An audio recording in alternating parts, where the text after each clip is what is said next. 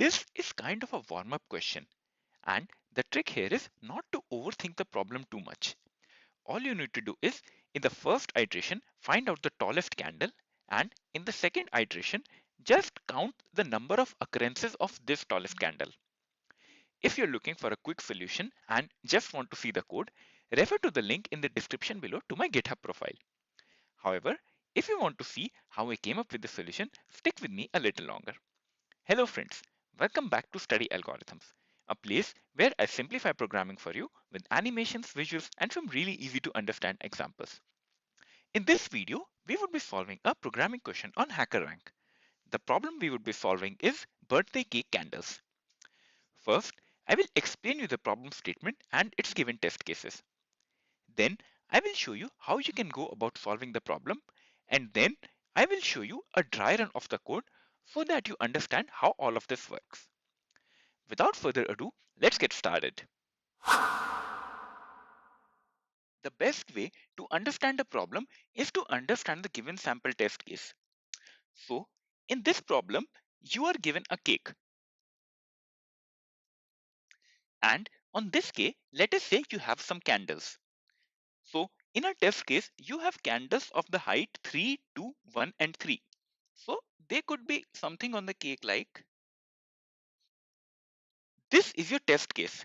You have a cake, and on the cake, you have candles of different lengths. One is of the length 3, then 2, then 1, and then 3 again. And as per the question, when a child blows the candles, only the tallest candles gets blown out. So if you look at this cake, which one is the tallest candle? You start from the bottom and then you go up. You see that no candle is larger than the candle number 3. And hence, when you will blow out, these two candles will get blown out. And hence, in this case, your answer would be 2. So all you need to do is, given a cake and some height of candles, you need to find out the tallest candles and find out how many tallest candles are there. And that would be your answer. If this problem is now clear to you, you can feel free to try it out on your own. Otherwise, let us see how we can solve it. Let us suppose that the heights of the candles that you are given are in an array like this. So these numbers represent the heights of the candles. What they simply mean is you have candles like this: height 4, 1, 1, 4, 3, and then 4 again. So how you can solve it? What you can do is you can start from the first position in the array and then keep a track of what is the tallest height that you can find. So you can have a value max, and this will store the length of the tallest candle. So you start iterating from the first position and linearly you pass throughout the entire array. So if you do a complete scan of the array, you would see that the maximum value you can find out is 4, and that takes a order of n time, right? This is the length of the tallest candle, right? In the next iteration, what you simply do is you keep a value count, and that is set to 0. Iterating over the array for the next time, what you now do is you compare each of the values in the array to your maximum value. So you see that 4 equals the maximum value, correct? So increment the count by 1. Next, 1 does not equal 4. So this is not the tallest candle. Once again, 1 is not equal to 4. Going ahead, you see 4 again. So this time, you would again increment the value of count to 2. Moving ahead, you see the value 3. It is not equal to 4, so you don't do anything. Moving ahead, you see the value 4. This is again equal to the maximum value. So you increment the count by 1. As soon as you reach the end of the array, that's it. You have arrived at your solution. And the value of count will store your answer. So if you blow out the candles, then 3 candles would be blown out, right? Now, this solution works in an order of n time complexity. That is because we scan through almost all of the elements of the array linearly. Now, let us do a dry run of the code and see how it works. On the left side of your screen, you have the actual code to implement this solution. And on the right, let us take up an example. Let us say we have the candles of length. So this is a list of candles and it is passed in as a parameter to our original function.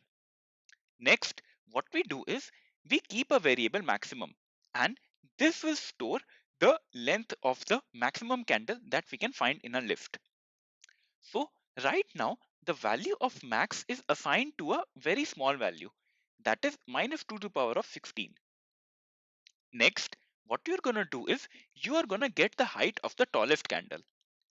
What you do is you compare the value max with each of the values in the list. So if the value in the list is greater than the maximum value that you have, that means that is a taller candle, right? So right now the value of max is minus 2 to the power of 16, and you compare it with 3. Since 3 is larger, so this would change to 3. Going ahead, you compare the value maximum with 4. Since 4 is larger, this changes to 4. Going ahead, you compare this value with 1. 1 is smaller, so you don't update it. Going ahead, you compare this with 5. Since 5 is larger, you change it to 5. Going ahead, you see the value 1, which is smaller, 5 is again equal, and 4 is smaller. So, up till now, you find out the maximum value, and that comes out to be 5. That means 5 is the length of the tallest candle. Now, it's just a case of finding out the count of this tallest candle. So, what you do is you keep a value result, and this would store the count of the tallest candles. You again start iterating towards your entire list, and you compare if 5 is equal to 3, no. If 5 equal to 4, no. If 5 equal to 1, no. 5 is equal to 5. So you increase the result by 1. Going ahead, you see 1 again. So you don't do anything. Next, you see 5. So once again, you increase this value, and the value of result changes to 2.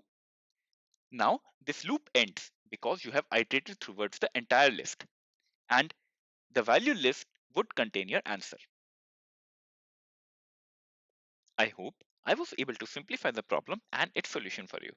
Go ahead and solve this problem on HackerRank now. As per my final thoughts, I want to leave with an idea in your mind. The solution we just discussed required 2 iterations of the array, right? Could there be a way that you could count the number of maximum candles just in a single iteration? You can consider it as a stream of numbers, and you want to find the occurrences of the maximum number present in the stream. How would you go about doing that? Let me know your thoughts in the comment section below, and I would love to discuss all of them with you. You would be also glad to know that a text-based explanation of this video is available on the website studyalgorithms.com. I'm including a link in the description below in case you want to read more about it. Once again, if you found this video helpful, please do consider subscribing to my channel and share this video with your friends. This motivates me to make more and more such videos where I can simplify programming for you. Also let me know what problem do you want me to solve next. Until then, see ya.